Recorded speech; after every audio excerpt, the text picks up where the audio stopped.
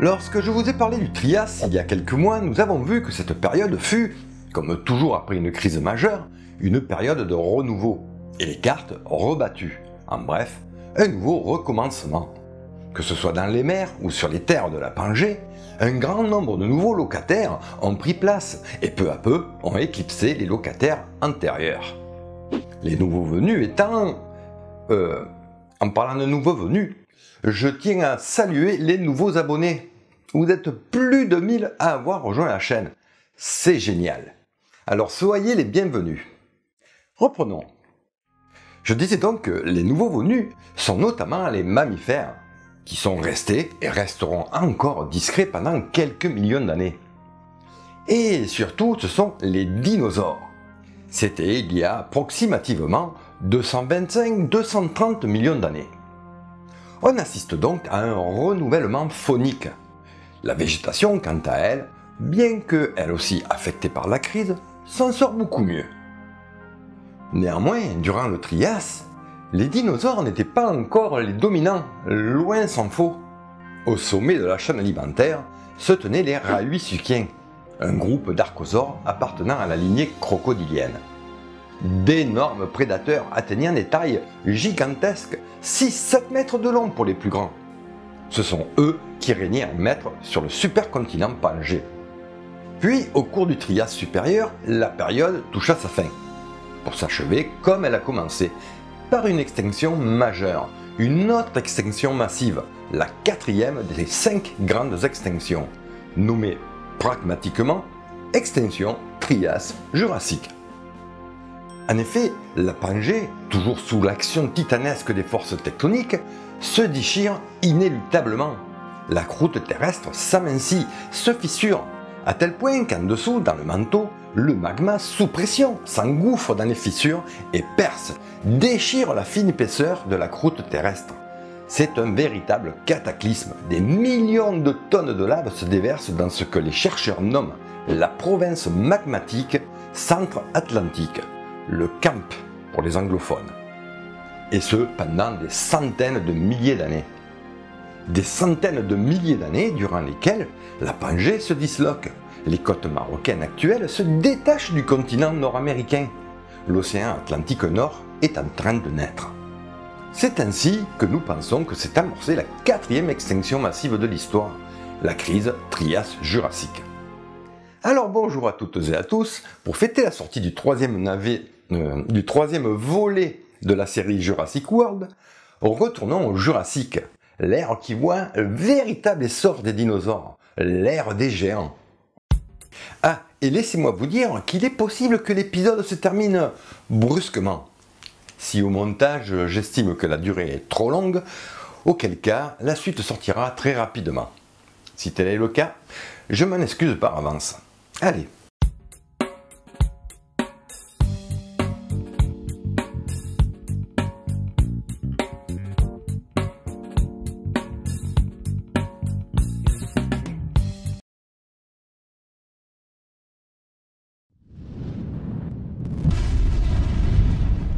L'ère des géants.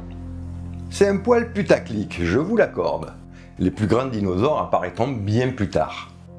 Mais si l'on considère comme géants les grands sauropodes à long cou en général, eh bien, en termes de nombre de genres et d'espèces, on peut affirmer, comme nous allons le voir, que le Jurassique fut bel et bien l'ère des géants. Notre histoire commence donc alors que la biodiversité se remet peu à peu de la crise. Une énième fois de plus, l'histoire se répète. À l'instar du Trias, le Jurassique démarre donc suite à une extinction. Et qui dit extinction, dit niche écologique vacante. Puis, par extension, migration, adaptation, évolution, mutation, diversification. Bref, vous connaissez la chanson. Mais avant de nous intéresser à la faune, intéressons-nous à la période elle-même.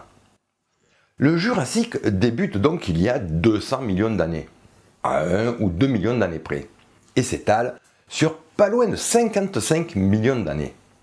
55 millions d'années que les géologues ont divisé en 3 époques, inférieure, moyen et supérieur, anciennement nommées, respectivement, Lias, Dogger et Malm. chacune de ces époques étant divisée en étages stratigraphiques. Étages stratigraphiques nommés généralement en fonction de la zone géographique où ils furent découverts et étudiés, et notamment en France.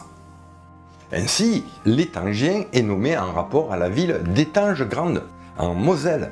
L'étage suivant, le sinémurien, est relatif à la ville de Sémur-en-Auxois, en Bourgogne-Franche-Comté, ou encore le toarcien à la ville de Thouars, dans les Deux-Sèvres, et le bajocien à la ville de Bayeux, en Normandie.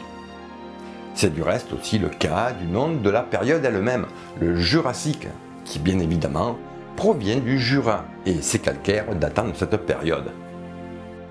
Bien, voyons maintenant à quoi ressemble la géographie de la planète au cours de la période. Sur cette carte, nous sommes au tout début du Jurassique. Nous voyons très clairement l'immense fissure engendrée lors de la fracture de la Pangée. Fissure dans laquelle s'engouffrent les eaux de l'océan Thétis, donnant ainsi naissance, comme je le disais plus tôt, au futur océan Atlantique.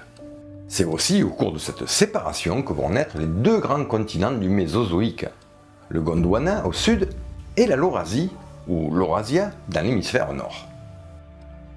Ici, nous sommes il y a 170 millions d'années, au beau milieu du Jurassique. La tectonique est toujours à l'œuvre et les deux continents commencent à se morceler. Morcellement qui, au cours des millions d'années qui suivront, donnera naissance à l'Amérique du Nord et l'Eurasie dans l'hémisphère nord, et au sud, le Gondwana engendrera l'Amérique du Sud, l'Afrique, Madagascar, l'Inde, l'Australie et le continent antarctique. Avançons encore de quelques millions d'années. Nous voilà il y a 150 millions d'années, à la fin de la période. Désormais, l'ancien Gondwana est totalement arraché du continent nord, la Laurasie. En outre, on voit toute sa partie sud se dissocier. Autrement dit, bien que toujours réunis, l'Inde, l'Australie et l'Antarctique s'écartent lentement. Quant à la future Europe, elle est devenue, au cours de l'éclatement de la Pangée, un vaste archipel niché au cœur de l'océan Thétis. Voilà pour la géographie, la paléogéographie. Alors voyons maintenant ce qu'il en est du climat. Nous avons vu que durant le Trias, les températures étaient dans l'ensemble considérablement chaudes. À vrai dire, comme nous pouvons le voir ici, le Trias, suite aux colossales coulées de lave, responsables de l'extinction permienne, furent l'une des périodes les plus chaudes du Paléozoïque, tout du moins au début de la période. Puis au cours des millions d'années qui suivent, les températures s'amoindrissent, chutent, avant de repartir à la hausse durant toute la période. Donc, en règle générale, sans calotte polaire, outre le fait que le niveau de la mer est bien plus haut qu'aujourd'hui, le climat est relativement tempéré, à tendance plutôt chaude et humide, un climat idéal pour la végétation. Et en parlant de végétation, venons-y. La paléobotanique n'étant vraiment pas mon point fort, j'ai donc fait appel à mon collègue Alexis Rastier de la chaîne éponyme, qui lui se spécialise dans cette discipline dans le cadre de ses études. Alors salut Alexis, très heureux de te recevoir. Alors dis-nous, si nous étions au Jurassique, en règle générale, quelle serait la végétation que nous pourrions observer?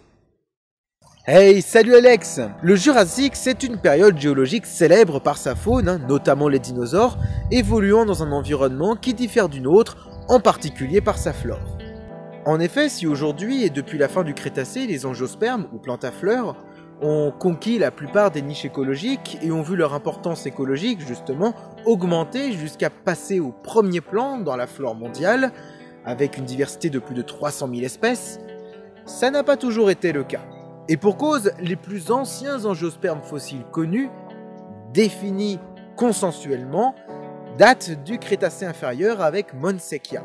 Il y a quelques doutes sur des angiospermes qui auraient pu potentiellement vivre au cours du Jurassique supérieur, particulièrement lorsque l'on s'intéresse au registre palynologique, mais c'est pas encore sûr, ça fait objet de nombreux débats, et il nous faudrait des macro-restes pour être bien sûr que ce sont des angiospermes. Donc jusqu'à présent, et jusqu'à preuve du contraire, les angiospermes sont apparus au Crétacé inférieur. Au Jurassique, la flore est dominée par 3 grands groupes qui sont encore représentés aujourd'hui. 3 groupes de gymnospermes que sont les pinophytes ou conifères, les cycadophytes, parmi lesquels on pourra citer le genre Cycas, et enfin les ginkgophytes, auxquels on pourra intégrer le genre actuellement présent qui est Ginkgo.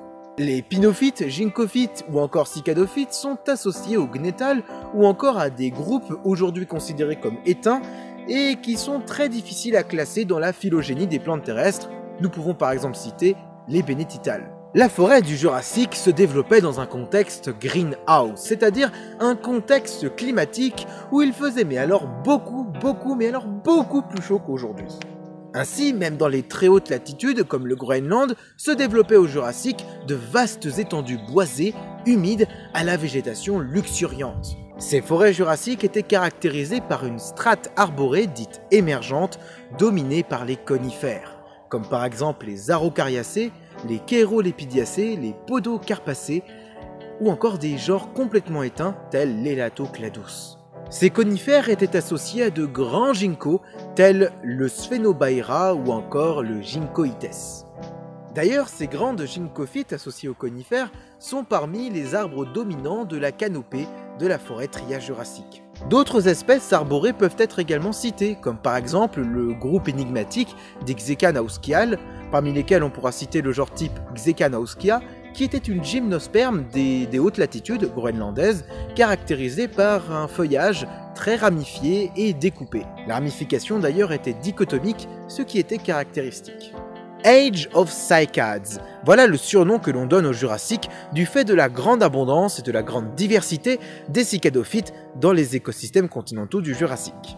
Ainsi, on retrouve entre autres de nombreuses cycas telles Ctenis, Pseudoctenis ou Nilssonia, qui étaient particulièrement courantes et banales dans les étages inférieurs des grandes forêts tropicales humides et subtropicales humides du Jurassique, ainsi que dans les prairies à fougères. L'ordre éteint des bénétitales, avec des genres comme Pterophyllum ou Anomos amites, marquait également l'ensemble des paysages du Mésozoïque, et pas seulement du Jurassique. Quant aux prêles, eh bien, comme à leur habitude, elles sont abondantes et prospèrent dans les milieux humides, dans les fameuses zones humides marécageuses, lacustres ou ripicoles, où elles devaient servir de nourriture à de nombreux animaux de ces environnements humides. Parmi ces prêles, on a deux genres qui s'en démarquent, Neocalamites et Equisetite. Enfin, on ne pourrait pas parler de la flore du Jurassique si l'on faisait abstraction des fougères, groupe particulièrement diversifié et qui se voit encore en pleine radiation au cours du Mésozoïque, avec l'émergence des polypodiopsidés qui vont coloniser de nombreuses niches écologiques lors de cette ère géologique.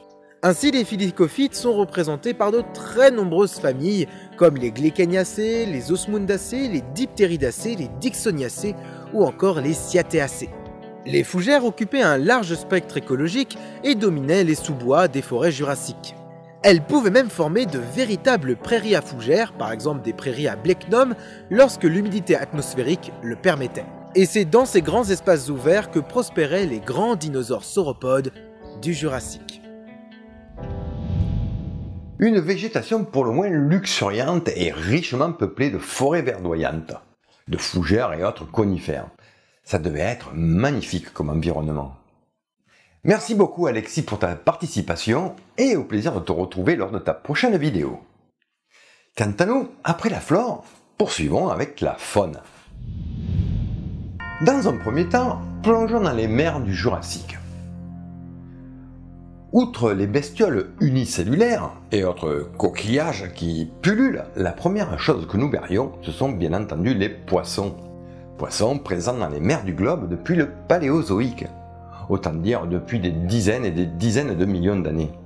Ils constituent alors une grande partie du garde-manger des prédateurs, avec d'autres animaux eux aussi emblématiques du Mésozoïque. Des animaux si nombreux qui sont aujourd'hui considérés comme des marqueurs stratigraphiques.